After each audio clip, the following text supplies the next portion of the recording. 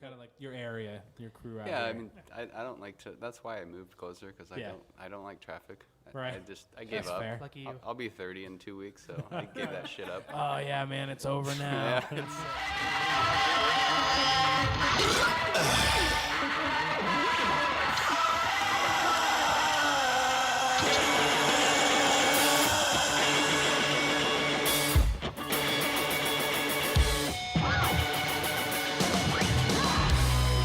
Hey everybody, welcome to an episode of the Hoppy Craftsmen. I'm Chris. I'm Nate. And today we're at Goldwater Brewing in Scottsdale, Arizona. Yes. Go ahead and go around and introduce yourself. I'm Jordan. I'm the assistant brewer here. Okay. I'm Chad. I'm head brewer, brewmaster, founder, owner, whatever. Slash, comma. My name's Dylan. I am the creative director / co-owner, co-founder guy. I do all the creative shit, Nice. Cool. That sounds so basic. the fun parts. Yeah, you guys don't do a whole lot.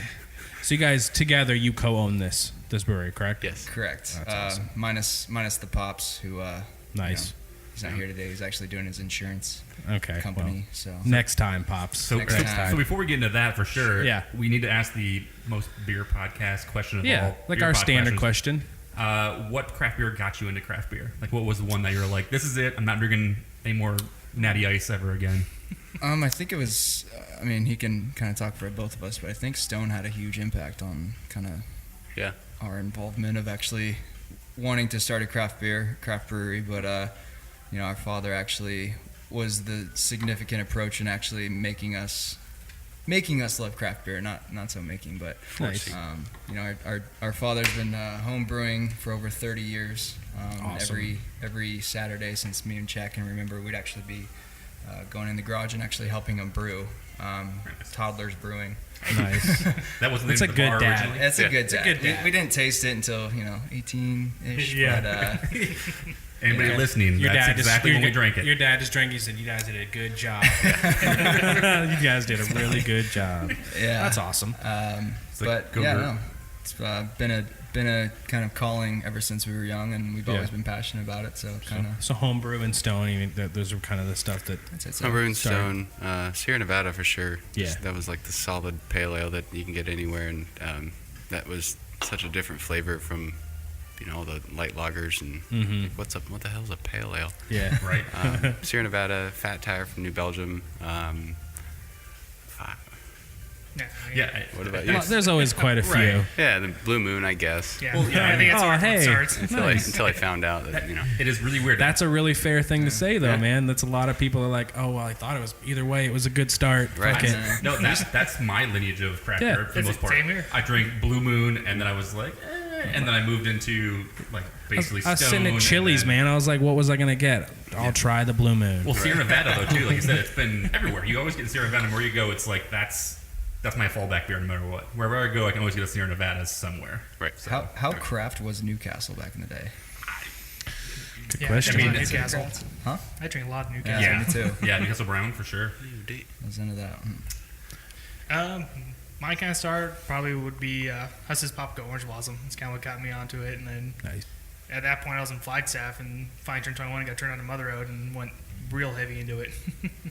So were you making beer before you actually could drink beer like these guys were too? Some kind I made one batch of beer before I was able to drink beer. of. Okay. Nice. And I really got into craft beer and really got into Mother Road and actually started working at Mother Road thereafter. Okay. Cool. Awesome. So let me ask you a question then. So if you can't try the beer, quote unquote, try the beer, how do you make sure it's good, or how do you know it's good? Do you have other people that's like, drink this, mom?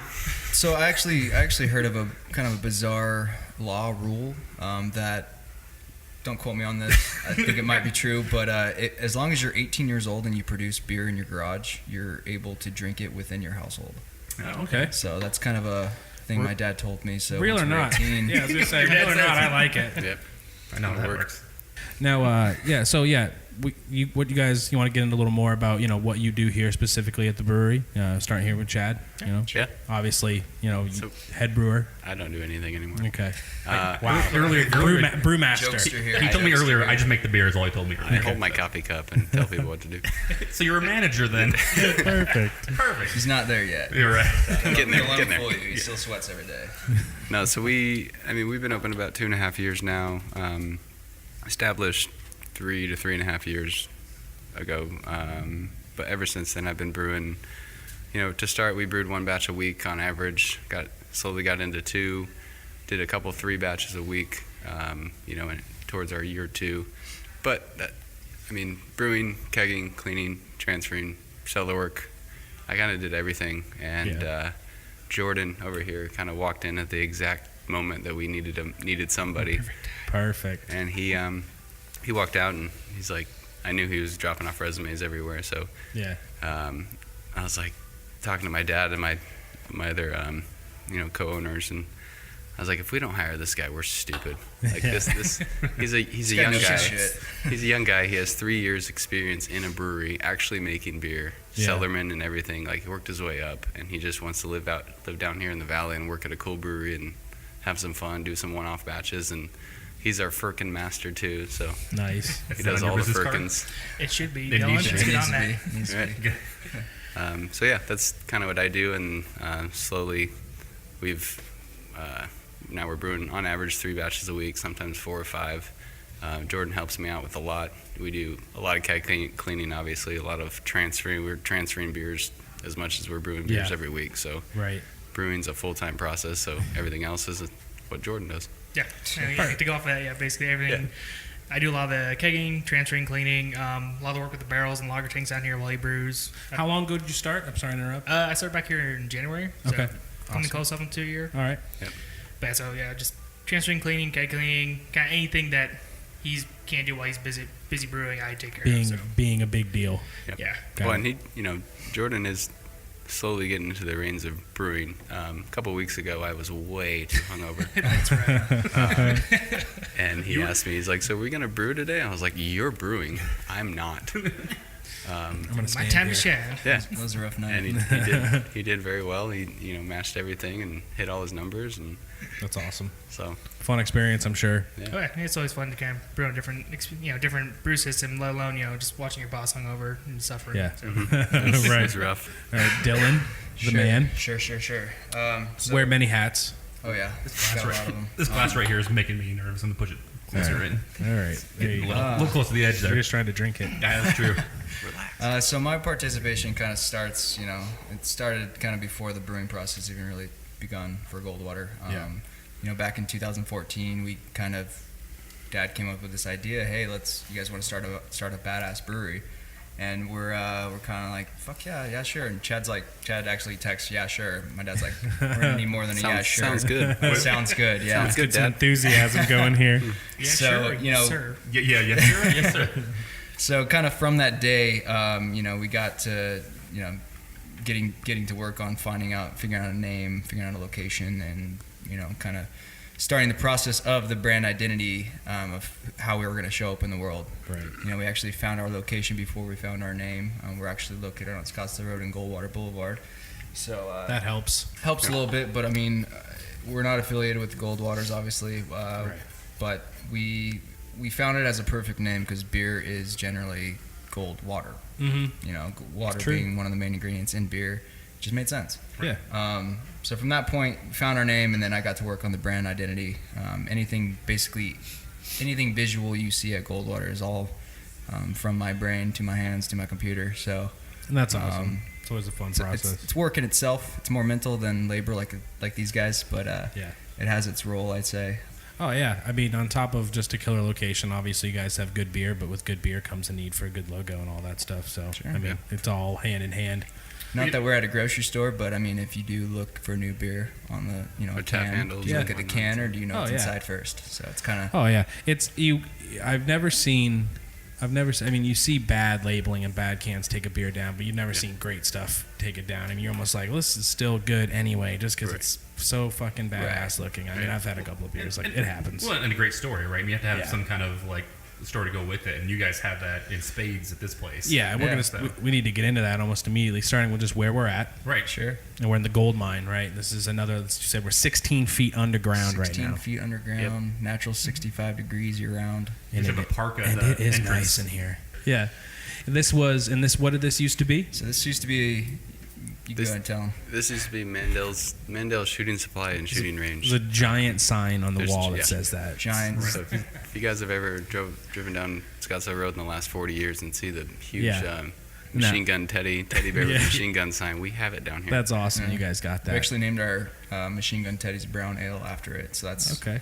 it's a popular seller for sure. It's delicious. And So- it's, you got go right ahead. Oh yeah, I mean, it used to be a gun range. We talked to the landlord, and they didn't know really what they wanted to do with it. And my dad just perked up and said, "Well, we'd like to sell our beer down there." Yeah. And our landlord's eyes just lit up. Nice. Oh, that'd be cool. So they were gonna make Nice. this like a history museum of just Right. the buildings around us. But okay. figured This has got a much our- better use. it's our time to shine, and It's got 3 large bright tanks in here. Got Yes. lagering tanks. Lagering tanks, excuse me.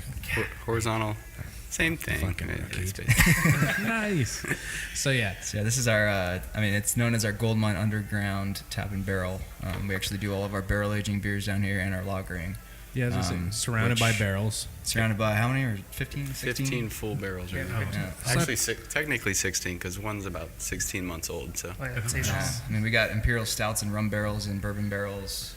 We got our Desert Rose, Imperial Desert Rose actually, so it's a higher ABV, and Pinot Noir barrels and tequila barrels, and just the list goes on just Yeah, the we amount of heavies beers we and have right Scotch now. barrels, rye, It's- imperial rye browns and rye whiskey barrels, you name it.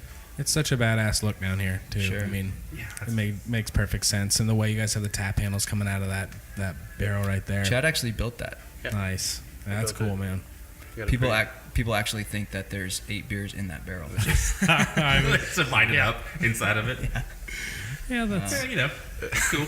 okay. but, Those guys are smart. You need to come with a real elaborate story to tell them to come from the crazy that you're like, yeah, I watched this old house a couple times and they use such material and there's some Actually, flex tubing in there. I have my Slats doctorate in with engineering. No big deal. Now, That's cool, bro. one thing you guys do that's super neat is you guys have these large bright tanks upstairs in your tap room as well, and you serve directly off them, and Right. that is so cool looking. And Right, tell us a little so- bit about that. I believe you guys developed the way to do that. You had. Yeah, so my dad's we've been to countless breweries across the country, and my dad went to one specifically, Old Bisbee Brewing Company down in Bisbee, and they actually had I think 6 or 7 bright tanks. Right, Stacked. They were not behind the bar, but behind where you would sit at the bar. Yeah. And then they just had everything plumbed. And then I went to West Flanders in Boulder, Colorado, and they have, I think, 8 or 9 bright tanks that are all plumbed to a glycol system and everything. And using my knowledge in the beer world, I'm like, why can't we just tap right off of them? Yeah. And then, so we figured out a way. We're not going to tell our secrets, but you got to come Yeah. and check it out. Oh yeah. It looks so cool. yeah. I mean, honestly, just to have a tap handle hanging off this giant tank. Giant tank. it's It's essentially the freshest beer you could possibly get. I Yeah. mean, it's considered unpackaged beer, Right. which is a giant keg. Yeah. It's a one huge thing. keg. And it saves the people always give us shit because they're like, oh, you spent all the money on the glycol jacketed tanks and everything. It's like, yeah, well, we'd have to get another walk-in anyway, and the Yeah. labor that goes into kegging all that beer. Yeah, and you're in the and they desert. look nice. Just keep it in the bright tank Yeah, that's awesome. until we have to. So a little more about this building. You guys are right on the corner of Goldwater and Scottsdale. Road. Scottsdale. I Just mean, south of Indian School. it's a cool looking building on the outside. It's I mean it's a neat little spot. Any struggles, I'm sure. I mean, course. but some that stick out Not in the at all, process man. of It's Fantasyland, and Yeah, it's nothing- easy. Nothing bad happened. you left, you came back, it was perfect. It's like TV home yeah. remodeling shows where they just like fast forward shit and they're like, yeah, it's totally fine, Where's we're Ty done. Pennington? So funny story about kind of how we got this building. So on the side of this, my dad owns an insurance company, Ames Insurance, which basically funds this for us. But anyways, the day that his lease was up in his office, the lease became available here.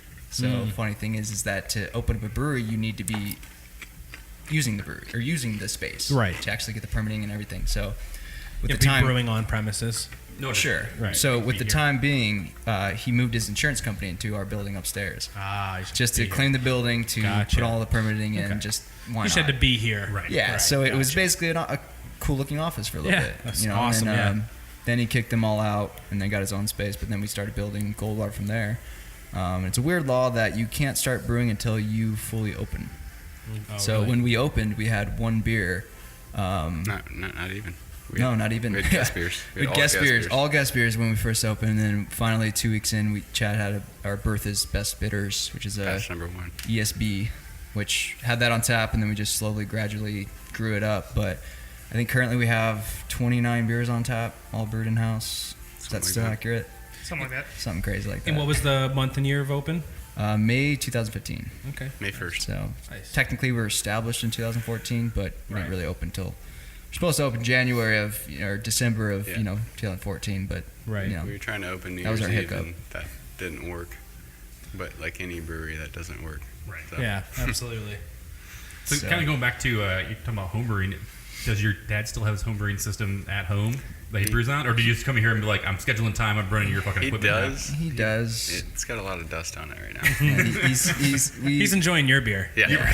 He's like, I he don't have got to do all the promoted. work. He got promoted to quality control manager. That's the job we all want. Yeah. Who doesn't want to go hang out at their son's bar? Yeah. Why? You know what I mean? It's like, I don't need to brew any beer. Why- Go yeah. right back. Free If beer. he wants to brew, he'll brew on your system. He just takes slims all.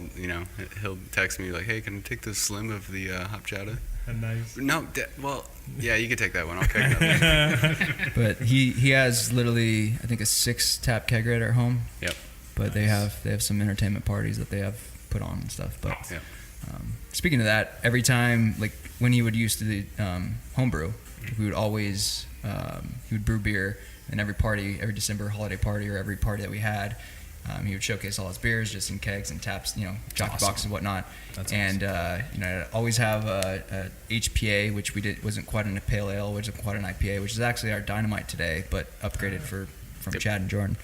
Anyways, every time we'd have a party, the first beer to go would always be the Desert Rose, Yeah. Ah, okay. which you're tasting. Yeah, right which we there. have right here in Which front of I us. haven't even tasted yet. Yeah. Which is like, we actually have 2 beers. We probably should say Yeah, we talk do. about them. Yep. We got the hop chowder because this is Sure. awesome and it's a great name. So Yep. So the hop we talk chowder. about names. The hop chowder is Chad and Jordan's masterpiece. New The- England, juicy, northeast, Love chow. hazy. Yeah. it's good to Whatever go. the hell you wanna And the call it. Desert Rose is my dad's recipe that he perfected within the last 20 years. So 20 years in the making to produce that beer. We've scaled it up, perfected it. It is super good and it's so clear. And the red is just, it's awesome. It's a great looking beer. Crimson red. Yeah, absolutely. Yeah, that you can see it's a really cool dark. Well, it's deep funny, red. like you see it and you expect like some really big fruity kind of Right. punchy flavor to it. And You taste expect it to be, prickly pear is in it, which everyone gets the kind of rep of being super sweet, being like a candy, being like a jam. Yeah. So we actually perfected that within the beer, but we also add other ingredients to actually kind of level that out a little bit to where we finally, or not finally, my dad actually got that Yeah. pretty much stapled down. But then it's tricky dealing with those ingredients as Yeah. far as people's Those mental ingredients, the certain malt bills that certain malts that we can and cannot use with that fruit, the yeast strain that we use, the yeast strain that I've played with four or 5 different yeast strains over the last 2 years, trying to make the perfect one. And so far, the next best batch is always my favorite. So Right. I'm always improving. Yeah. tricky beer to make, but we make it well. Yeah, I was gonna say. I mean, and it's well balanced. It's good. Just talking about, you guys said we made 29 beers total, think or we just have on about- tap currently. So we have You 11 made down here, More than and that, then I'm sure. 24 upstairs. Yep. Something like, yeah, I think so. Yeah. Usually we have 11 beers that down here that you cannot get upstairs. So that's Okay. why we have the Goldmine Right. kind of. Yeah. It's open every Friday awesome. and Saturday, starting at 6 o'clock, and it goes till about 10. But kind of if you want to come down here, you got to get here at 6. Yeah. So Fills up. fills up pretty quick. And space capacity kind of Yeah, limit so- down here. Yep. right now we That's kind of are showcasing our Oktoberfest menu. Yes. Up here or down here and upstairs, but we also have our normal beers as well. So barrel aged and lagers. Well, I was going to say, we were talking about it a little bit before we would start recording. IPAs, are they fun to brew? Is that what you want to brew as often as possible? I mean, that's the answer that's a question for all you guys, because you all hang out here and you drink the beer here. I mean, one thing I would say about brewing IPAs is, it's one of the more well-liked styles out there, if not the most well-liked style out there. But the fun thing about brewing IPAs is you get to test and mess with all these different kind of hops, and you get to see their profiles, the fruit characters, or herbal characters, or pine characters, and stuff like that. And that's probably one of the funnest parts about brewing IPAs. You can blend and Does it get old for you guys? I mean, that's the thing. Is it always fun to just find a new hop variety? Is it, is there always more IPAs to make, or is it, does it burn you out at any point? It never burns me out drinking them. Yeah, I was gonna say. That's good. That's good. No, I think they're always fun to make. We brew right now. We're brewing hop chowder 10 barrels once a week. Birthday suit at least 3 times a month. Yeah. And then our Dynamite we brew like once or twice a month. So we're brewing those all the time. But we always improve on those anyway, whether the common person knows about it or not. Yeah. We change it ever so slightly to make it exactly how we want it, and no one can tell the difference except for us. So. The saying here is it's constant as fuck. Yeah, consistent. Sometimes. Consistent as fuck. Sometimes. Butcher that. That's awesome. But no, Jordan really loves diving into hops and different hop profiles and alphas and betas and characteristics, and he's the one that Dylan comes over and says, I need a description. I say, go talk to Jordan, he knows better. I'm really starting to get into yeast strains. So I'm starting to fluctuate with different yeast strains, and I've grew up on the Chico strain and the 001, and just to be safe, I guess that's the safest way to do it. But now 2.5 years in, I'm like, how can we make this beer a little bit better, a little bit fruitier, a little bit this, a little bit. Yeah. So I'm really diving into that, and then my 5-year goal, I'll say 5 years, is really dive into barrel-aged sours and cultures and mixed cultures and what have you. And I'm no scientist, but that's awesome. I might be soon. So. You have to experiment. That's the main thing. Yeah, some IPAs you taste out there, obviously with the hazy trend going on right now, but they're so kind of shallow as far as the feel of just going with one hop. Yeah, we always use a plethora of different hops just to keep it different for different reasons, though. Yeah. So. I mean, you were saying the other day that some make, different flavors of the beer stand out more. Mm-hmm. So it's just kind of a formula that they came up with that just works. Yeah. So absolutely. I think I had the 24K earlier, and that it was funny looking at the hop additions actually on the menu there. Yeah. It seemed like there was it was like Cascade and I think. Yes, Cascade, Simcoe, Chinook, and I think those was just those three. Yeah. But it was just definitely hops that you don't really see now right now because of the trends of the hoppy hazy beers. There's certain hops that everybody loves to throw in there, and those are kind of ones that are a little old school maybe, and it's kind of cool to see that on a menu or a beer. Yeah, they're definitely the hops that they've been around for a long time, but I think there are some of the more some of the more different hop varieties that just don't get used a lot anymore. Because when we use Chinook, it's just, to me, it's straight pineapples, and Simcoe is just fruity pineapple or fruity piney dankness, and just and you blend them all together and it creates a beautiful bouquet of flavor. Right. Mm-hmm. Yeah, like Cascade, Chinook, and what Columbus were like the big hops back in the day when I first started drinking craft beer. Was like those are the three. Yeah. It's all in everything. So it's really cool to see that, you guys. Yeah, absolutely. Well, let's take a quick break and come right back. Beers. Yeah, brews.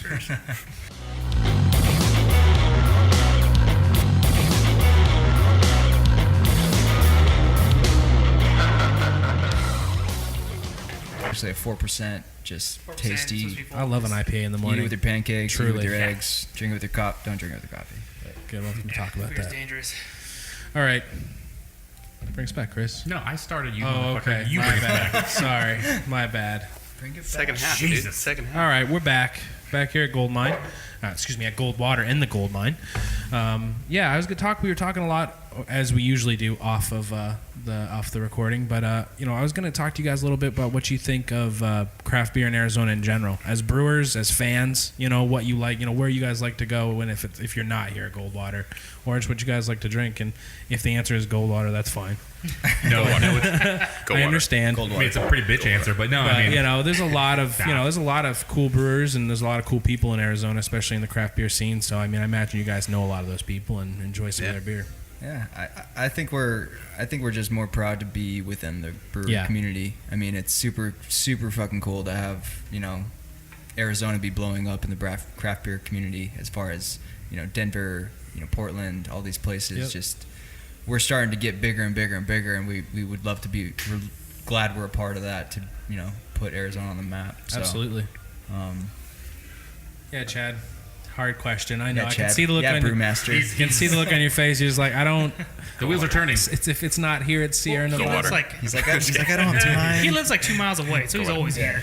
Yeah, so actually, I just bought a house about 1.1 mile away from here. So Nice. I'll be spending a lot more time here. That's cool. However, Good and bad, right? yeah, exactly. Bicycle in. People call me, hey, there's something going on. Ah, Jesus. I'm not home. Right. No, I mean, I frequent McFade all the time. Yeah. They have food. Right. We don't. Yeah. So that helps. And, Adam and Steve always have amazing beers over there. Right. I like to go to Scottsdale Beer Company up the street. Oso's always good friends of ours. Wren House, Helton. We were just at Helton last Saturday. Helio Basin and Wren House, Helton. We go there all the time. You're kind of like your area, your crew out Yeah, there. I mean, I don't like to. That's why I moved closer because I don't like traffic. Right. I gave That's up. fair. Lucky you. I'll be 30 in 2 weeks, so I gave that shit up. Oh yeah, man, it's over now. Yeah, it's. I ride my Give bike. it in, I just dude. embrace the traffic. I just bought a truck, so I'm just like, Yeah, welcome to owning the it. world, Dylan. Yeah. truck Owning life. But Jordan actually currently lives in Ahwatukee, so he always stops at a couple breweries on his way, on a Friday, and There you go. Might as well make the drive. I was gonna say it's 45-minute drive a home good worth it. excuse. Yeah. Yeah. So where do you go? And so you like stop at a few places. I mean, anything in particular? You other than obviously probably many of the same. Yeah, I mean, at least on the way home south, it's like, McFate, swing over Arizona Wilderness, Huss, Perch, and, Right. all those sorts. But, like Chad said, I like to bounce around and see what other brewers are doing, how, like, they're up, the newest and upcoming brews. And Yeah, every time there's a can release, Jordan's there to bring it back for us. So. yeah, it's good. You gotta see what the market's like. Do you guys like? Well, absolutely. It's just Yeah. I don't have to go there. Exactly, you have to do it. I don't have to wait in line. Yeah. You guys like the? I mean, do you guys see can releases in your future at Goldwater? we've done a couple. Yeah, that's right. Excuse me. You just did vacation. Yep. And that was lager. Yeah, IPL. IPL. Excuse me. That's right. God damn it! you don't no know. research whatsoever. For this Fuck. podcast. I knew it. I knew it. I told Do you someone even know about who it. we are, man? Wrote They're it like, down. when's that Goldwater release? And I told them. I knew it. So. Yeah, we did a barley wine for our 2-year anniversary. We did the I'm on Vacation with Oso. Actually, we did a collaboration beer. I didn't, but I designed the labels and the kegs and all that. Of stuff. course. So you remember it pretty thoroughly. I was pretty much there for the process. But yeah, we're And I'm I actually on- drinking the I'm on Vacation right now, so that's one of my faves. But No, That was a real rookie. Is that move by one of the beers I got over here? Because I got like 15 beers and they got nothing. make Yeah, it sure. like It's all right. It's okay. We can It's make it just another taste beer. still. I fucked up and completely forgot about their previous can releases. I don't deserve other beer. That's probably I'm a true. piece of shit. No, we're definitely slowly rolling out more can releases. Jordan knows a lot more about canning than we all do. Yeah. He canned at Mother Road for a few years, so Oh, cool. he's telling us do this, don't do this, but order this one, don't work with these guys. They have so, badass cans. Yeah. The 360 pop tops. Are Yep, there we awesome. go. I just did the hand motion. I'm glad that you recognized that we were doing a podcast and said that for me. The thing. Jesus, I'm all Look at my hands, people. Look at my hands. Fuck Oh wait. me. So we do have a crowler machine upstairs, and we were. we need to upgrade for sure. We definitely need to upgrade. It's not built for. Let's crank out 400 cans right now. Yeah. No, it's not for that. So People love to take their beer to go. yeah, Yep. They love it's it. more of a beer to go kind of thing. So Definitely works with it's our definitely fridge and something- everything. So Definitely something we've seen, and so over the last probably a couple of weeks, we've been chit-chatting and flirting with the idea about maybe starting doing smaller cans, 12 or 16 ounce cans. So it could be something in the future as we kind of go forward. But debating on mobile canning or getting a canning machine ourselves. But Yeah, I thought the From the last store. cans you guys did were cool. I liked it. I thought the short, the stubby ones, like yeah. the 12 Well, ounce. that's been our kind of release has been the 25 ounce cans in three. Right. Now we just started doing 3-packs, so we actually have the handles and everything. But Nice. discounted if you buy 3, but we think 16 ounce just works so much better. Yeah, it's more For sure. appetizing. It's got a pint. It's just Yeah. I mean, there's times where I'm like 12 ounces was good, but 4 more ounces, that's the shit right that there. would have been a lot better. Yeah, no, one I'm more with you gulp. guys. That's all I wanted. We're looking into 4 ounce cans. Just, So $10 dissatisfied. 4 ounce cans. They're This just was like, 4 ounces away from being a good beer. like the little pull tab of juice you get. yeah. That was delicious. I actually did see that on it was a Green Flash post on April Fool's Day. They were doing Yeah, that's hilarious. a mixed 6er taster pack. So they're 4 ounce, six pack of 4 ounce beers. And I was just looking at Jordan. I'm like, there's no way they would fucking can 4 ounce beers. Like, And then he looked at the date. Oh, it's April Fool's. Guaranteed. Makes sense. Someone's doing that in the future, guaranteed. Just oh yeah. Yeah. just for fuck's sake. But yeah, big plans for can releases in the future. Yeah. I mean, everything you see behind you in the barrels, we're planning on definitely. Either bottles or maybe bottles, cans. cans, figuring it out as we Definitely go. doing some fun stuff with those guys in We the have, we future. have 16 barrels, and we plan to do at least 2 one-offs on each barrel. So That's awesome. we're gonna have a lot of fun, Yeah. special cocoa, vanilla, fucking whatever. Just you name a whole it. bunch of Whatever. shit in there. Just No Tasty. pumpkin. We're not. No we're pumpkin. No pumpkin. No pumpkin latte We refuse beers to or do- anything no. like We that. refuse to do pumpkin. Pumpkin firkin. Might do a pumpkin It's firkin. Thanksgiving, man. Call it I mean, firkin. something basic bitch or something. But you know, just give Hugs. Give the white These girls are what good they names. Want, you know? These are good names. We are in Scottsdale, so That's true. that would make sense. Watch what you say. We did like the BB pumpkin firkin. The basic bitch pumpkin. Oh yeah, there you go. Perfect. BBPSL. Basic Uggs or yeah. So, we talked about craft beer and we talked about how many quality breweries you guys have close by. Is it, do you think of it, do you feel Arizona craft beer still as a growing, or is it, is it mellowing? No, it's still or is it ramping right, the F up? It's going up. I want it to get bigger. Yeah. I wish we had a row full of breweries that you can just literally have our customers just. You don't have jump concern. From. It doesn't feel like it's growing too big, too fast, or anything like that. people Not like- that I do, but I'm just curious how you guys see it from a different angle. People make their rounds and people like what they like. So I mean, if they come to us and they like our beer, they'll come back. If they go to another brewery, they like their beer, they'll go there also. So it's kind of sharing the customers, but also it's location based. If they're around you, they'll come to you. Right. So, Does everybody get it? I mean, as far as the beers that are on tap. I guess that's a hard question because even if you guys don't think someone gets it, you're not going to tell me. But is it just it's just one of those things? It's just people, like you guys said, people want hazy beers. If you don't adapt, it's the trend. It is, and that kind of helps us too. If we stop learning, we die. Yeah, right. Right away, hands down. Yeah. So we actually like learning because we want to. We want to grow. We're young. You're not going to be unwilling to make a beer style just because it's not something you agree with. And we don't really want to be a 6 beer brewery, and that's all we produce, or 7 or 8. We constantly have rotating tabs. We constantly have beers that we find that sell better than others, and then we just bring the other ones back later on. You guys have the Firkin Master. You guys have all kinds of stuff to be doing. Firkin Master. Well, we also, he also does a lot of one-off beers. So let's take a batch that we have and do something completely different, creative with it, and then we have a keg. Our Crimson Clouds was essentially our hop chowder base with different dry hop, different hops, and then we kind of added some of our ingredients of our Desert Rose within that. Nice. And then it basically just fucking worked. Yeah. That beer was gone Saturday. We tapped it Wednesday. Thursday. Thursday, and it was we had 2 kegs of it, 10 barrels of it, or one barrel of it. Yeah, 1 barrel. We got so much good reviews on it, and just people after the fact that it was already tapped asking about it. So that's awesome. It got us to want to brew. We're actually going to brew a 10 to 20 barrel. Gonna pump batch. that one up. Mm-hmm. Yeah, nice. So that one. So you guys are willing to adjust with what the demand is, and you're like, that one sold like gangbusters. Let's go ahead and pump that one up. Well, definitely a can release on the horizon too. Yes and no. Yeah, true. We do have I don't know. Jordan can talk about it a little bit, but we like to brew special beers, and if it goes too fast, we do want to brew a full batch. But at the same time, we want to make people wait a little. You want to keep it special, right? We'll keep it special, You don't want just it's bad sense. You don't want to give them exactly what they want all the time. It's like you want to make them come back for it. You want to be like, oh yeah, that brew I had it last year. It was phenomenal. I want to come back for it. You don't want it to be coming out of every bar, tap room, and every handle in Phoenix. You want to be bringing them here. Well, let alone we have a schedule. Right. Jordan and I already wrote our schedule for the next month. So that's true. People are like, when are you going to brew that? And I'm like, well, it's going to be at least a month away. Not anytime soon. Yeah.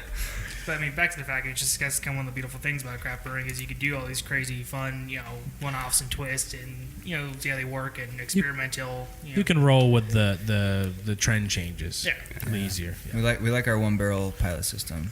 Yeah, that's cool. cool. We are brewing hop chowder tomorrow, so we might do another little 1 barrel one-off. But Crimson Clouds, maybe Crimson Clouds something different, but Crimson Clouds is so dang good. Yeah, it is. That was really good. Yeah, back to kind of your approach on bars and restaurants and everything. Hop chowder has definitely has just outranked Desert Rose as being our most popular beer. But with that being said, we have a bunch of flagship beers that we distribute, and we're actually in 113 bars, restaurants, and resorts right now, and we self-distribute. I was gonna say you only have one. I feel like I've seen it like 10 times. But you only have one van, right, or one truck? One truck. If you think you've seen multiple, you haven't. I have. I'll be on the 6th. It's just one. It is again. It's everywhere. It's cross country right now. That's awesome. In Arizona, but cross county. Shout out to Nate Steen for making the magic happen of getting us out in the world. It's awesome guy. You said how many accounts? 113 currently. That's a lot. And it's a lot of beer. As the brewers, we could probably name a dozen, maybe 2. Yeah. Where's your beer ask tap? me, I think it's here, but I'm not too sure. Here's Nate's card. He might know. It's funny. Every city I go to, I text Nate. I'm like, hey, where are we on tap at? He's like, gives me a list of like 14 different places. I'm like, oh, cool. Well, I need 2. Looking for 2. That's awesome. But now, and I also want to talk to you a little bit about that. Speaking of seeing that truck, is you guys' logo in general. I mean, because, and I want to talk to you, especially Dylan, about your design process and making that. Cause, I mean, like we talked about in the beginning, you can have a great brewery and you can have a great location, but without name, logo, designs, Well, I think that's the thing, too, is if somebody, I mean, not that you guys are in a lot of places, but your logo is one of those things where if somebody doesn't know what's going on, that's what they're going to fall back on, right? Like you talk about movies or books or whatever else. If it's rememberable, people will remember it and see it other places and be like, oh, I don't know them. That's Goldwater. And it's got a good look. But your design process. So this logo that we have now is actually probably like the 80th revision. Yeah. I mean, just designing your own company logo is just the hardest thing on the planet. But our logo, you guys can't see this right now, but our icon is actually the 4 ingredients of any beer. It's actually hops, water, barley, and yeast. Hops being, you can see the hop, you can see the water drop, which is actually a gold water drop. Barley, malted barley on the sides, and then my representation of yeast on the top and bottom. Yep. It's badass, man. But the process from, kind of getting us to this point was figuring out what represents Goldwater in the greatest way possible. It's nice that it's white and gold. I like its simple look. I mean, I like the white, the gold on the white there in the middle. I was going for clean, keeping it simple. But my background is kind of I graduated in 2011 with a bachelor's degree from the Art Institute of Phoenix with graphic design. From then, I had numerous jobs, kind of things. I was a design director for a huge hospitality company, Riot Hospitality Group in Scottsdale. They own LFA. Awesome. Whiskey Row, Farmcraft, all those places around the nation. Big. From there, kind of started my own thing, started Goldwater. I actually have a branding agency, independent branding agency on the side where I actually do logos for, companies, individuals. So it's awesome. It's fun. Logos are my passion. So I was going to say, I mean, you and your brother are almost like the perfect combo in that, with this brewery kind of stuff as far as the beer and the logo, all this stuff. I mean, these are typically aspects of a job you have to get other people involved with very quickly. Sure, and it doesn't really stop just between, my creativeness and Chad's artisticness within the beer of making great beer. It also flows with our brother-in-law, Jimmy Diskin. He's actually a jack of all trades. He pretty much does everything else. Pretty much does everything else. As far as managing the whole tap room, as far as managing schedules for distribution, managing the distribution team. It's awesome. It's family, a family-run deal like that. So he's badass. He's a thoroughbred, hard worker. He also has 2 kids at home, a 2-year-old and a newborn. Oh God! So he's nephew and niece. His life is full. Right? Yeah. His life is full. Bringing it back to the pops. He had a big influence on us, at least. Brewing 30 years and us helping him brew back in the day. Yeah, we had a chance to meet him at where was that? Real Wild and Woody, I think. Yeah. Cool guy. Super sure. He has a little more business experience than any of us. So. Yeah, dude, right. He's a genius. I was going to say, it's nice to have him there if need be, as you guys go along with this process. He's a very intelligent man. But, yeah, I mean, he has this boring insurance company, plus he has a rad, Goldwater Brewing company. So it's, Well, if there's anything that anybody tells you about this stuff, it's rarely done by one person, never done by one person. So I mean, it's really hard. It's really hard to do it alone as far as, just I'm going to open a brewery one day. Right. Yeah. You need a team, you need a solid team, and us being a family is just basically, it makes it so much easier that people aren't going to stab you in the back. And makes the dream work. Right. We all have our people always ask, like, what is it like working with family? And I'm like, it's I mean, think about it. It's typical. Exactly. We all have our frustrations. We all hate each other sometimes. We can talk about it. But we can talk about it, and it's not, you're not going to hate your brother for the rest of your life because he didn't post something. Some brewery brothers have the problems. Right. So. But at the end of the day, when we're all sitting down at the bar drinking a pint, listening to live music on Saturdays, it's like, this is what it's all about, man. Like, the dream came true. Yeah. Let's enjoy our beers and prosper. Because it is a dream. I mean, to be able to, a lot of people dream to be able to do this and be able to own such a cool building. And I mean, where we're at right now with these tanks inside these, the shooting range, it's a badass location. So I mean, you guys have something special here, to say the least. Definitely enjoy it, man. I can definitely say I really don't work a day in my life. Yeah, it's all it's all fun. It feels like a hobby. I mean, it's just everything I do is just for the company and just like do it for myself. It's awesome. Absolutely. We stay pretty.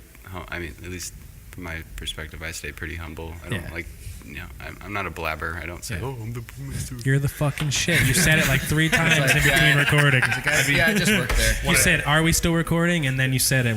You made sure we weren't. I love when I'm like taking an Uber and the Uber driver asks me, "So what do you do for a living?" I make beer. Yeah. No, but like seriously, I make beer. Where do you work? Goldwater. Oh, you like the head brewer there? Yeah. Yeah. Oh, cool, man. I've been there a couple times. I go, yeah. It's just, that's what I do. I'm not gonna brag. Yeah. That's awesome, man. So actually, I have 2 things. One, we actually probably should have said where to the show. We are down a person right now. That's true. There is normally a third person. I like that There's guy. 3 of us normally here. Yeah, edit that out. Not now. It's Yeah, too Jeff's late. not here. Jeff's traveling. But he's in Colorado, so He understood this was hard for us Mr. to get Jeff, on paper, so we feel. he accepted. He's like that 2 he weeks couldn't too be here. early in Colorado. Yeah, that's what he Denver. said. He was so mad. He's like, Yeah, sorry, I know, man. we fucked up. What an idiot. Died in a hand fighting accident. Who said that? Who said that? Yeah, we're actually going. We're actually going to Denver in 2 weeks to go to Great American Beer Week and a Festival. half, bro. What's happening in week and a half? That's weird. I know we So- keep talking to all these fucking people who are going there. Well, here's It's really annoying. One of these times we'll go there. Maybe. Yeah, it's fun Patrons. to go there, and we we kind of find out that like unless you're nationally known as a brewery, kind of pointless to actually shut up shop there. So we just go and don't stress. We just enjoy it. Oh yeah, We sounds like actually fun. Go learn, like see what other breweries are doing, see what the big boys are doing, see what's going on, and actually enjoy And ourselves. network a little bit, I'm sure, right? Maybe Networking, some of course. Yeah, networking. It's a work trip. Right. Did you Right. guys have any entries yourself? Yeah, We do. Yeah. Let's hear that. Let's hear about it. we did. This George, is a you good talk about it. question by me. All right, so I'm gonna tap myself on the back for that one. Good patch. Thanks, Yeah, Chris. there Thank you you. go, buddy. Thank you. well done, well done. This Off guy. the cuff. But yeah, so me and Chad kind of sat down, tried to figure out which beers we thought would do well in the mass amount of categories that is the GABF judging. We definitely said no IPAs because the category is just Plot so twist. overswamped. I mean, it's a fun category, but it's so overswamped. But so we decided to send our Machine Gun Teddy Brown Ale and our Scotchy, which is our coffee Scotch Ale. Kind of thought that was a different play on your everyday coffee beer. It's a lot- Sumatra coffee beans. Yeah. In the judging, or at least how you feel, the beers you sent in. I mean, you could say this is our best beer, but if it doesn't match a certain style, Right. Yeah. So Right. So that's the thing is, sorry, I didn't mean to cut you off, but it's fine. GBF is very their judging is very to style. Yeah. They have very specific guidelines. If you don't meet those guidelines, you won't make it to the next round. Right. So we chose these 2 beers because we thought they met those guidelines. and they're we're- the tastiest. Yeah, they're within them. they're really tasty beers. We thought they were good representation of what we're trying to put out, and they're also just a slightly different twist of what you would usually see out there. Right. That's awesome. And last year we actually put in our Desert Rose, which is such a unique beer. We call it our Cactus Ale, which is it's not even a category, but it's So we It it's is fitting. now. It's kind of a German style light beer, German light style beer. And what did you guys enter it into? I think the fruit American the, fruit wheat yeah, category. Nice. it didn't meet criteria. I mean, No? it just didn't win. Well, it was we said that it has prickly pear in it, and 2 judges, we saw their notes that said, "I don't taste any pear." you haven't been to Arizona. Right. We didn't say fuzzy pear, motherfucker. Yeah, I know not what a prickly. pear looks like. that's no pear. I know what pears taste like. All The right. pear, is it just prickly or? So that's awesome. So what's the process? No, this is not the first time. What's the process? And when you're there and you're waiting for judging, or do you just get a piece of It's- paper at the end of it? Well, actually, Jordan with Mother Road has been through the whole gauntlet a couple times, so Really? you can talk about that. But I've never actually gone to the ceremony. Just Yeah, we were actually at breakfast brunch last year. Yeah, kinda just a little checking hungover, notes. just checking notes, and we finally got it. Oh, Updating. There it is. We didn't win.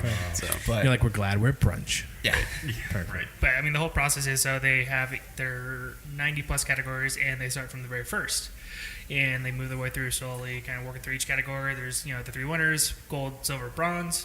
and you have to wait for your category through. And there's so many IPA categories. If you enter that, you have to wait till the very end. So it's a long time, especially if you're hungover. Yeah. But Saturday morning. Everyone. yeah, everyone. But it's fun to be there because you're like, if we win, like we're gonna lose our minds. We're gonna jump up on stage and be up there, and it's freak really, out. Yeah, it's really cool, especially when you see local. Like last year, Historic Burn Company, they won the only Arizona medal. Right. Which hopefully maybe we'll bring a few more Arizonas back this year. But it's cool to see out there. It's really hard. Like I don't understand. Like I don't get how they judge. Like I don't know personally, but is it a few people judging or trying all these 500 different beers and their palates are just wrecked and they don't even know what they're tasting anymore? Yeah, it's copious amounts of judging. It's like different judges. Yeah, they're not like going like back to back. There's quite a few. There's I know that's wild. Jim Roper, the head brewer at Fort Peaks, he told me last year that he always judges in the smoked beer category. Okay. And he only drinks smoked beer up there. So he's like, but after you have one or two or three, you get past the smoke, you can actually taste the beer past the smoke. So that's what I judge everything on. Smoke's there, got it. What else is in this? So, there's probably refined palates that choose their category of what they actually want to taste. Yeah. By the way, those guys have the best job in the world. Yeah, pretty decent. I would be good at it. If anybody's listening, we have 5-6 judges here, right? Yes. I'm not good at counting. I probably shouldn't Damn be it. judging. I count Jeff too. So We'll bring Jeff in too. We have to. Jeff's there. Jeff's the man. So 6 of us are going to be your judges. So Perfect. hit us up, hoppycraftmen@gmail. So I've heard multiple things or back and forth about metals in general, but GABF. One of the things I heard was that the reason why craft beer boomed in America really is because of GABF, right? Because you have this competition between brewers. Mm-hmm. So if you're like a brewery by yourself and you're making beer, and people come in, they like your beer, it's great. You can make that beer the same way, but you're not going to, like you said, if you're not growing, you're dying, right? So if we didn't have these contests or those kind of things, would craft beer in America be the exact where we're at now currently? Would it be there? I probably it's definitely made an impact on craft beer. I'd say. Absolutely. It's kind of one of those things where it's like people they actually hear by mouth word like, oh hey, there's a big competition about craft beer solely, and all these people are entering, and like, oh hey, this brewery is in my local town and they won. I might as well go check them out, or like, oh hey, I love that brewery, they won. Totally going there from now on, all the time, and just I think it definitely did play a big measure in it. It just kind of reinforced that craft beer is a thing, and it's here, and it's right. So it's something to be reckoned with, almost, right? I think people now know what they like. If you're a craft beer lover, you love craft beer. Yeah. And it's kind of like one of those things of just if you like what you like, you go and search for it. Going back to what Dylan said earlier, as far as like we've been there 3 years now as Goldwater, but we haven't really poured as Goldwater. Right.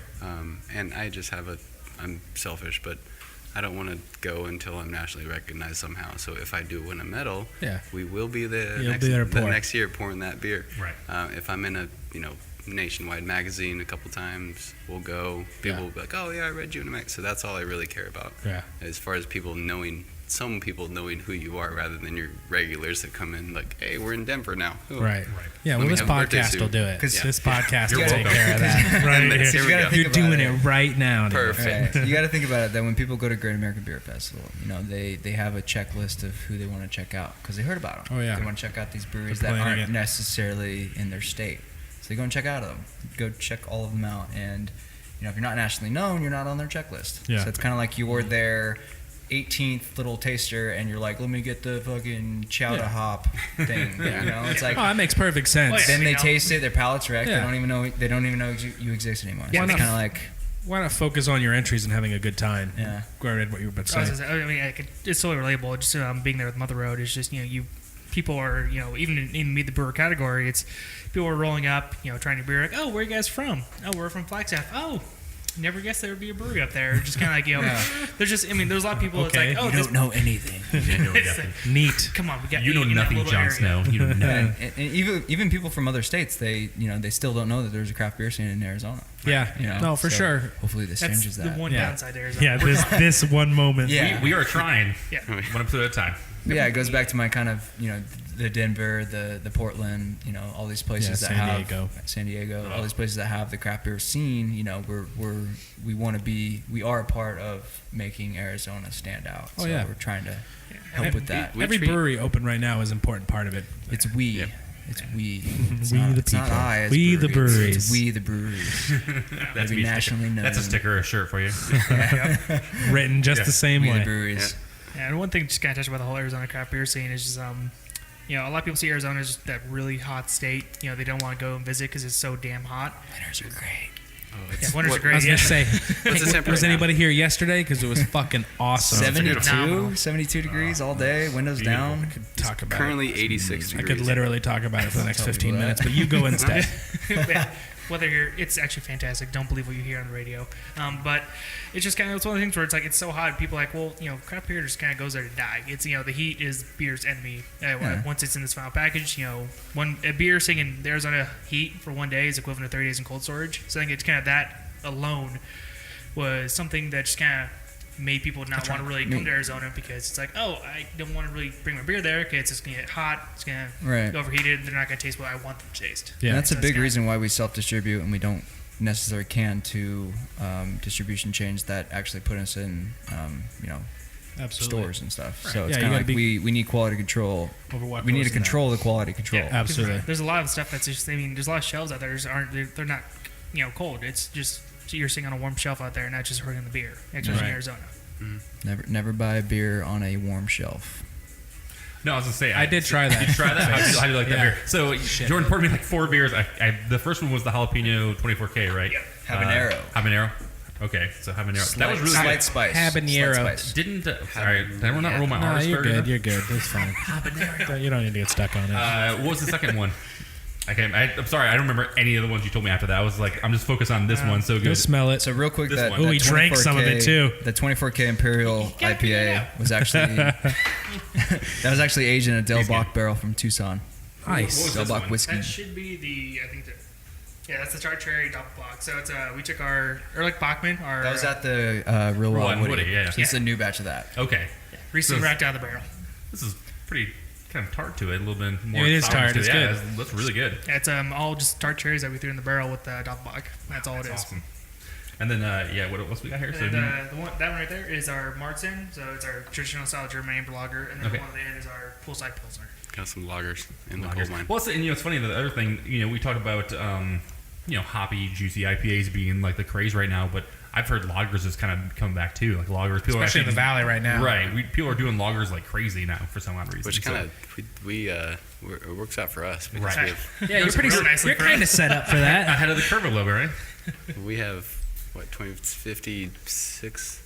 Math. We're not good at math in the show. Don't worry, Chad. It was 54. fine. 54. 54. We're all breweries. We're not 54. math. We can cut that 5 to 10 seconds out right there. 54 barrels of aging Oh yeah, there we go. lagering downstairs in the gold mine. 54 That's barrels badass. capacity. So these tanks are always full, except for this one right here. It will be filled Always soon. full. We brewed a Helles yesterday. Yeah, no, Or no, sorry, that was last week. Wow, it's Monday.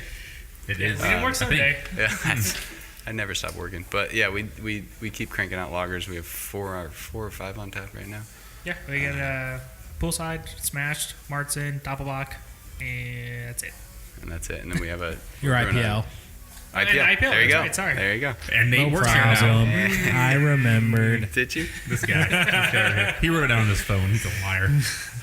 So, speaking of Real Wild and Woody, we talked to you guys there, and for people that actually didn't listen to the episode, and fucking shame on them if they didn't, but you guys had a really cool setup for your stuff. You didn't have the normal cooler with taps on it for your stuff. You actually had a pretty unique setup, so just explain how that worked That's out. all Chad.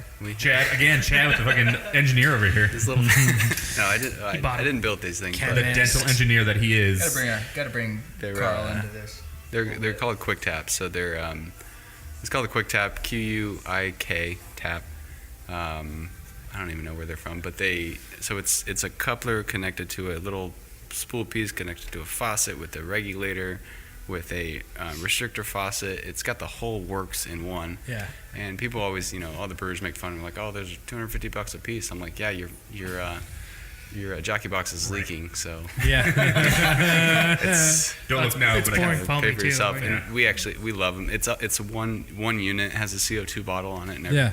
It comes with adjustable Perlix, which makes it really easy too. Oh, that's cool. So we That's use those badass. to taste, kegs in the walk-in that we're unsure of carbonation or murkiness or whatnot. So we use them all the time here, every day. Right. And we take 4 or 5 with us and a couple extra CO2 bottles to Beer Fest and kind of go from there. But they kind of paid for themselves already, and we've had them for 2 years and they still Unique. work.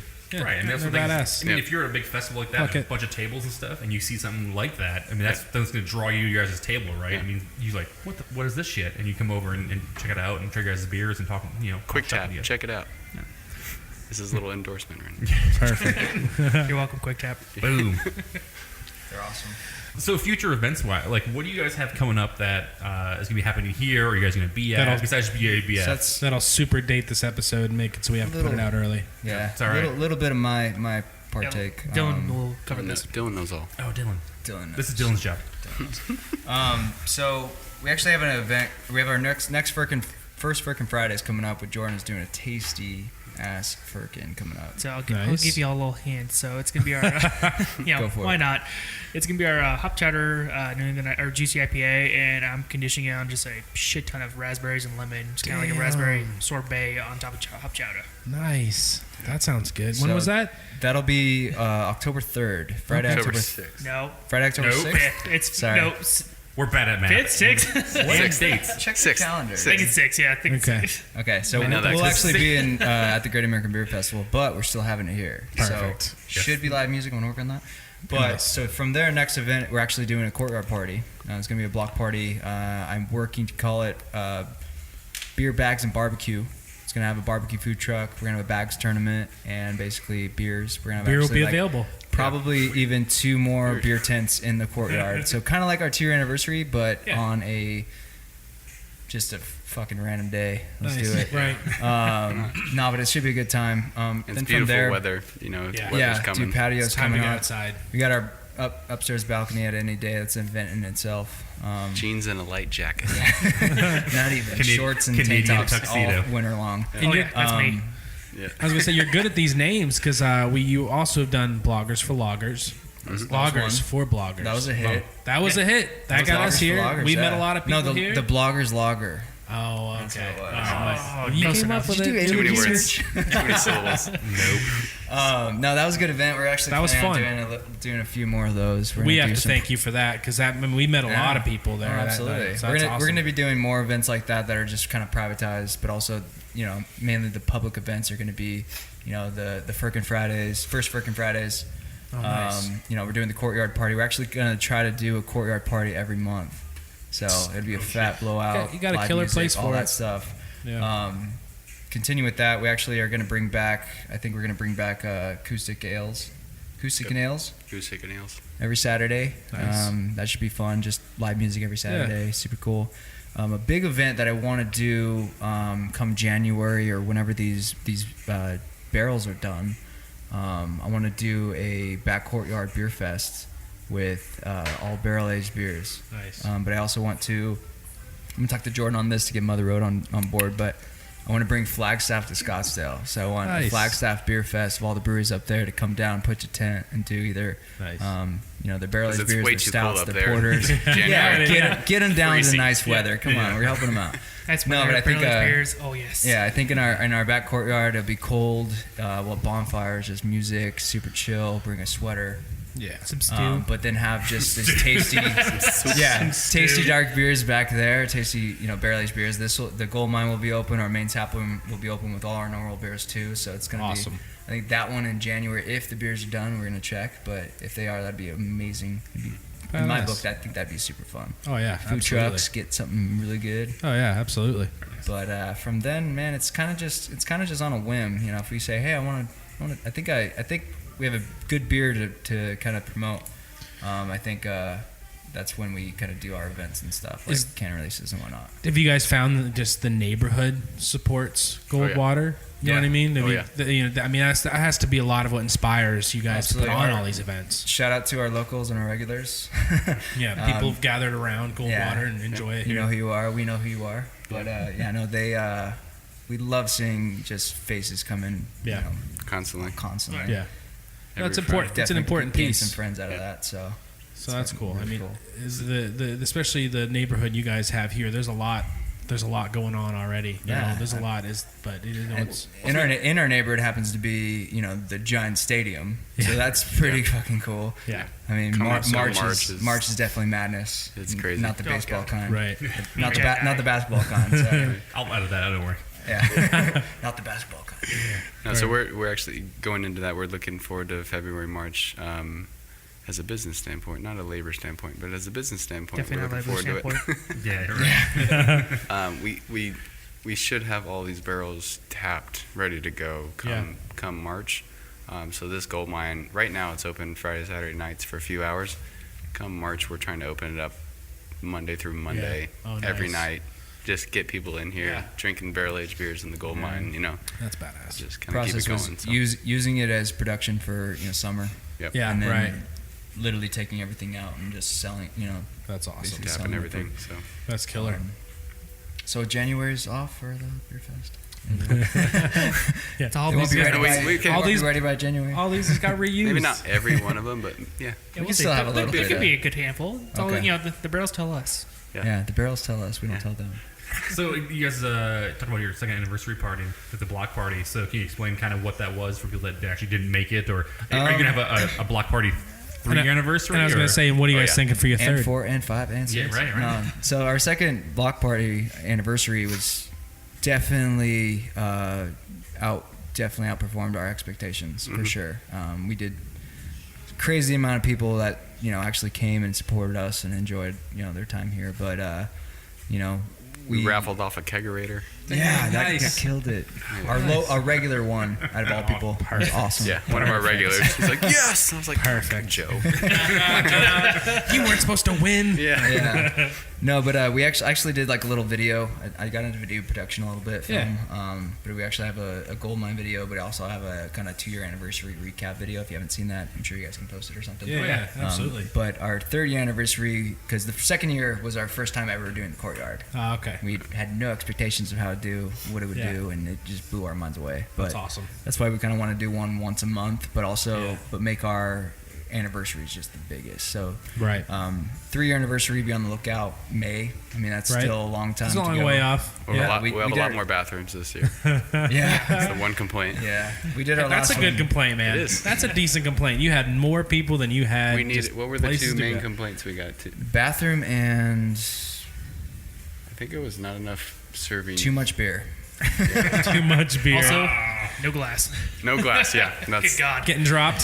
Oh, there was so much broken glass. It was not even funny. so much broken glass. The I know, it's like, dishwasher yo- did not turn off for 12 Second hours. dishwasher.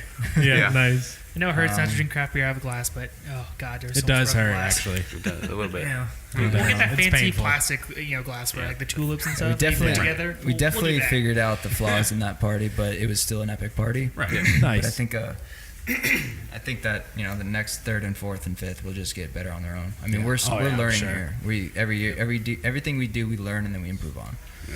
Is there any big lofty goals for the future? Things that aren't worked out yet? Just even if not a lofty mean? a lofty. Any goal. lofty? Any big goals for the future? Well, we do. I mean, I guess it's you guys are still. I got mine. Young. You got his. Yeah, that's true. Let's go. Let's do it all. We're kind of on the same page. With Yeah, this, actually, but- big goals for all 3 of you. Okay, let's go, Jordan first. Yeah. Me first? Yeah. On the Okay. spot. Yeah. Put the assistant first. Okay, it's cool. We like to take care of you, bro. No, it's Put you right on the spot. Kind of where I want to see Goldwater go the next couple of years is kind of just we really, become well known throughout Arizona, and a few states out where we're doing these exceptional, just personally meet these loggers. I want us to be known for our loggers because I think it's kind of when people think of loggers, they think of Budweiser, Miller, Coors, and such like that, and just they don't think of craft loggers as much. And I think it's such a cool thing to do. And we have these amazing lager tanks. We want Bill down the street with a beer belly to just say, "Hey, I know where I like craft beer." Cold water. Get Bill into craft beer. Exactly. Convert these people. Gateway beer. Yeah, it's just I think craft lagers it's a cool thing. It's a forgotten not necessarily forgotten art, but it's just kind of something that's not it's dominated by ales easily. Yeah.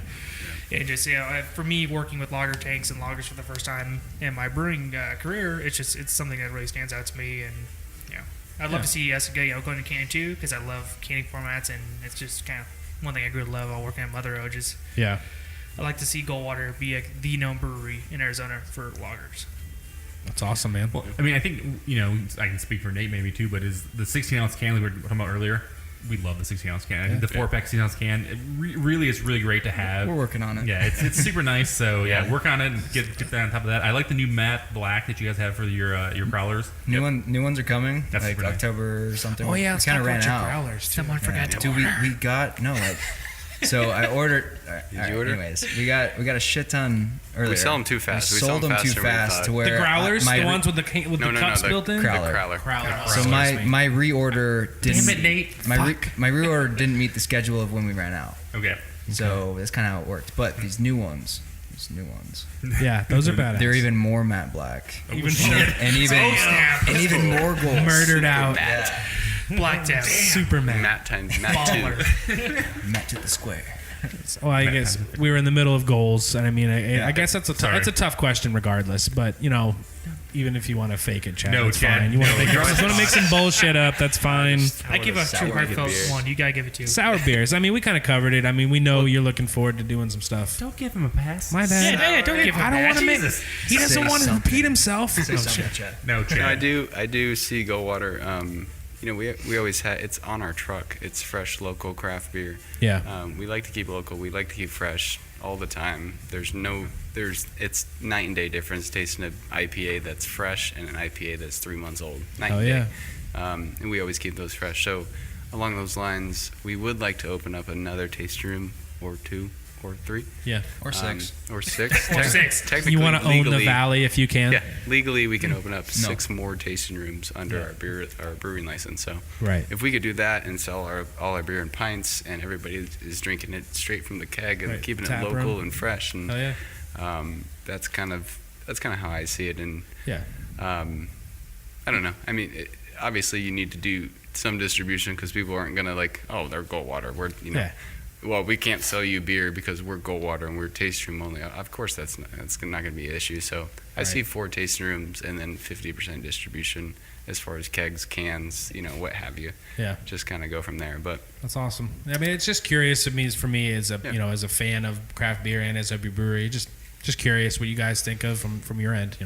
So Chad said 4 tap rooms. I want 6. 6 disagreements. This is getting awkward. We're brothers. You can kind of tell. 2 brothers. You can kind of tell we're brothers, but Brothers have to hug. we actually do have the same goals in mind. Yeah. As far as staying fresh, local craft beer. We do not want to be a big brewery. Yeah, those we are want to good. stay small, stay that's what we say now. intimate. I don't know what happens in 5. People change. No one knows, but No one knows. my goal personally is 6 tasting rooms in the next 10 years and have them within neighborhoods that can't reach our main place, but have the same standard quality that we do here as far as the freshest beer possible. Keep it an intimate 20 square foot. 2,000 square foot little tap 2 room. million. 2 million square foot, no, 2,000 square What- foot tap room. Something like that. Food trucks. Keep it small. Keep it local. Keep it in residential areas. What if you guys did too good of a job? What if 5 years from now, you get a call, lawyers hit you up, you guys came up with an amazing.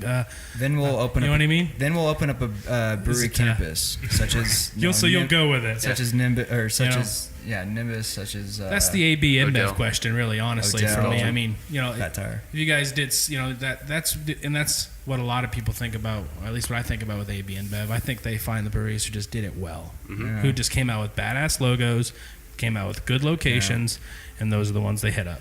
Our goal is to not sell out. Of course. we don't Well, want yeah. to be those and guys. that's really not even so much the question, but I mean, I'm sure you guys would be flattered, Right. Yeah. by those kind of questions and things like that. We're worth 700. Yeah, million. Oh, yeah. good. My Just- dad always. They just slide the paper across. Yeah. You're like, My dad always. People always ask him what's your number? And my dad always goes, "There's got to be a B in there." it's gonna be a while then. Yeah. We're looking at 20 years, but Well, that's No, cool. but to answer your question, if we ever do decide to get, or if we ever do blow up and get bigger Yeah. than we are, then I think a campus kind of educational, kind of just awesome Yeah. brew facility. I mean, brewery, tap room, and just do that, and then have tap rooms around the valley. My favorite part of that argument is it's like, who are you to say that you wouldn't take some big payout to keep running your brewery? But, at the end of the day, it's so many different sides of that coin, and it's hard. I just like to play devil's advocate because so many people like to really hate on those that people. Debate is ridiculous. They People really get like real to into it. get really upset. And it's like, you. You know, who are you? At the end of the Who are day, you? it's a business. You have It to is. run Yeah, a business. still a And business. It's like so, selling your business, but in the sense, it does get some sour taste in some mouths. But People get upset, but it's I just think it's an interesting question because you guys, I don't get to talk to people about that every day, and people are passionate about except that for me, stuff. and then fucking here's the same But story I don't over give and a over again. shit what he has to say. That's true. you guys got to listen to this again. Yeah, I know, right? So no, I just think it's interesting because a lot of good breweries have done it, and they're still making good beer. But it also people who are coming from an artistic side of it and want to put a quality product out, and they want to be in 100% charge of it. Yeah, and you definitely kind of lose some quality control there. I mean, there's less people focusing on the actual product itself, and they're more focusing on the numbers. So it's kind of one of those things where we want to stick with the product. Well, a lot of people don't think about it. It could be, I don't know what it is, but it could be like selling your house. It's like, I could sell it for that much, but maybe I'll wait a little bit. I really like that there's a house. And then the industry just bombs. Yeah. And you're like, well, I fucking should have sold. Sold my Jesus. house. Right. Yeah. And see, that's one thing I feel like I see from AB InBev. They're a huge company. Who? Worldwide, AB InBev. Who are they? Who is this? They make some, I don't know. They make some yellow fizzy Sounds beer. small. What? They make gelatos. I don't know. But it's like they have that Bud Light power. Lime. They come in like, oh hey, do you want $100 million for your brewery right now? You're like, no, I really don't want to sell. They come back and get $200 million. No, I really don't want to sell. Damn it, 300. Chad! You're making a bunch of noise over there. Chad's like, I'm just trying to leave quietly. Chad. Drinking all these delicious beers. Don't man. worry about it.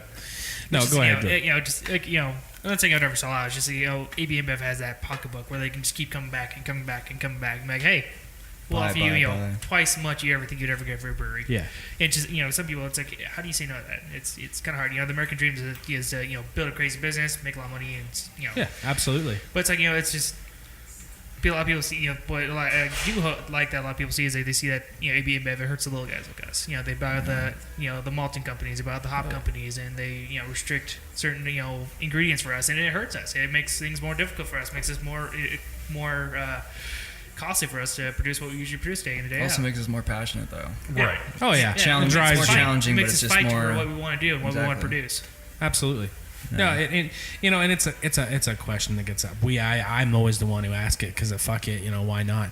But I just think it's an interesting perspective to get from you guys on it. And going back to Stone, one of the reasons why they were such an inspiration for us is that they've been acquired a few times and they never sold out. I mean, they're huge. They're making all the money in the world that they need. Same with New Belgium, Odell, all these places that are and some of them are employee owned, but just the fact that those guys could do it just shows possibility and just they're huge breweries. sticks it to the They can do AB. it they can do it 100% employee owned or without being bought out. So can we. Yep. Oh yeah, absolutely. Yeah, there's no stopping local craft breweries just because AB InBev owns 11, 12, 10, whatever it is now. It's an interesting thing to think about because you guys, it is Everyone gets asked that question. I mean, every brewery gets asked that question. Oh, yeah. Would you sell out if the opportunity arises? You have to answer it. I like to pose in a different way. Do you? I like to word it in a different way. But honestly, you guys have a great logo, and if there's anything I've noticed from that whole process, every one of those breweries that came out of that is now owned by them has a great logo. And It's actually a registered trademark now. So perfect. So it's going to cost them. I'm super stoked on that. Yeah. That's badass. That's awesome. That's probably a cool step to go through. We've been told that it's the Cadillac of brewery logos. Nice. Kind of like that's a good compliment. Black and Feels gold. good. Nice. That feels good. So, real quick, you guys actually were part of the Pure Water Challenge too. Oh yes, we were. You were. So, how did that come about, and what is that all about? I'm going to answer real quick, and I'm going to pass it on to them. Sure. We made a great beer. Got very just different reviews on it, just based on people being uneducated Right. and just not knowing the process that went through it. Wastewater. Yeah. But also some media outlets actually kind of promoted it wrong. Promoted it as these breweries are going to ongoingly brew with wastewater, which I say wastewater softly because it's not wastewater. It is actually cleaner water than Your air quotes here. it's cleaner Oh, water yeah. than any house and everything. And Well, it's yes. what do you think the canals are in Arizona? Yeah, exactly. I mean, and to add on to that, so they approached us, and they talked to us at real loud and woody and made in the shade. And we said yes, we do. But Positive movement for sure. Yeah, I think this is such a great idea because because being in Arizona, we're in the desert. It's a very dry state.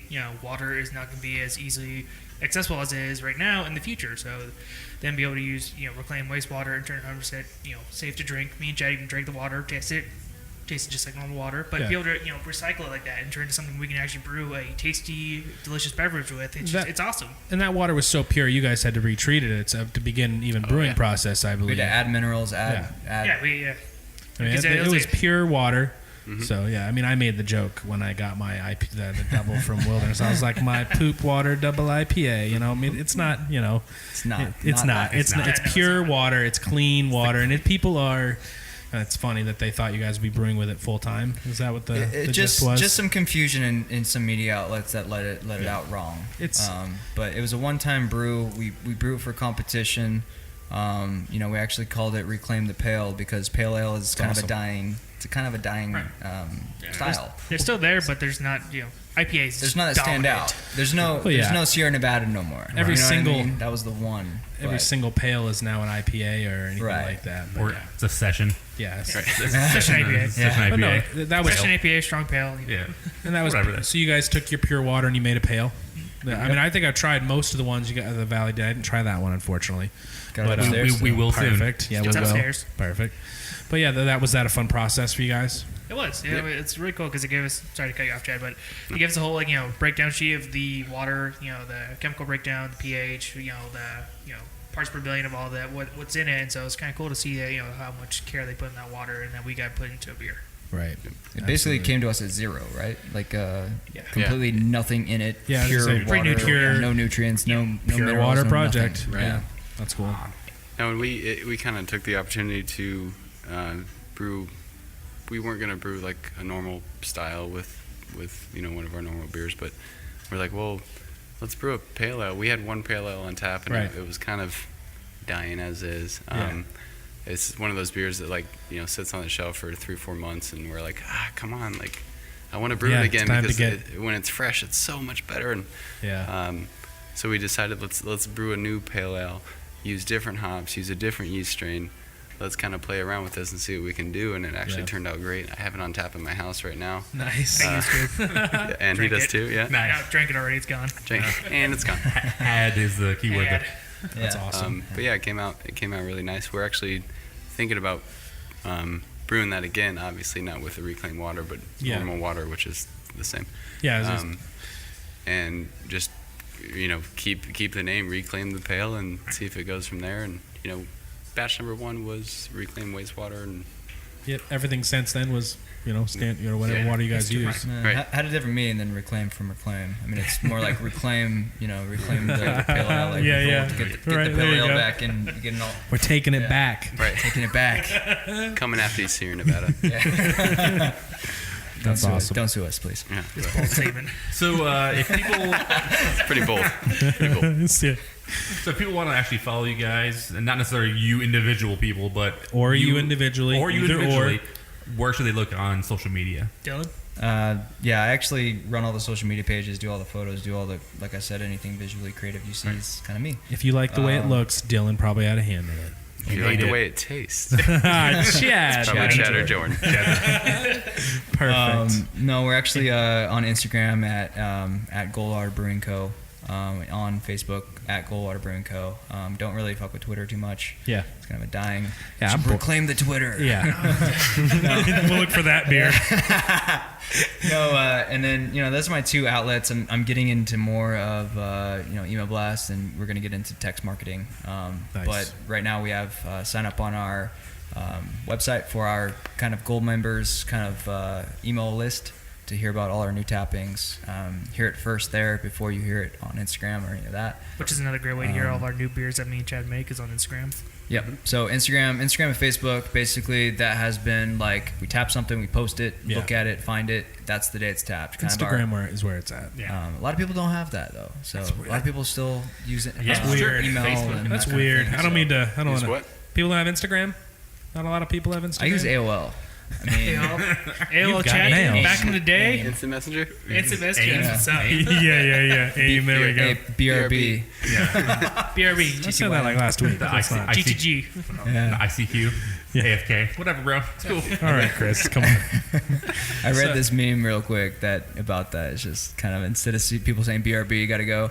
It's like, no, we live here now. We're always in here. We're always here. We're always online. No. So where can people find us, Nate? On at Hoppy Craftsmen on Instagram. Our Facebook. At Hoppy Craftsmen. No, well, We'll Facebook. drop the hat sign, but Yeah, there you go. it's Hoppy Craftsmen. Website, which is hoppycraftsmanpodcast.com. Yep. And then if you actually want to donate to the show and help us keep doing these great shows, we'll still do them no matter what. But it can be patreon.com/hoppycraftsman. Good. I was hoping you weren't going to ask me to tell you that. And then Nate, I just do Instagram. Nate, who are the coolest don't people in the know. world? I don't know. I know them. I know them personally, and they're great people. But So it's Cena Gomez. Yes. It's the San Diego Craft Beer Talk, and it is Mark Ballesteros. I almost said Cena's husband Ed. Whoops, that was And really bad. Ed is, by proxy, I guess. Yeah, that's right. That's cool. Money's coming from somewhere. So yeah. All right, good. guys. Well, thank you for having us here and Sure. talking Thank to you us for so being much. here, guys. Absolutely. Glad you guys came. Yeah. Thanks a lot, guys. Thanks a lot, Jordan, Chad, Dylan. Dylan. I wasn't gonna forget your name. I swear to God. Almost I got lost in your eyes, dude. Thanks, bro. All right. Thanks a lot, guys. Take care. Thank you. Cheers. Cheers.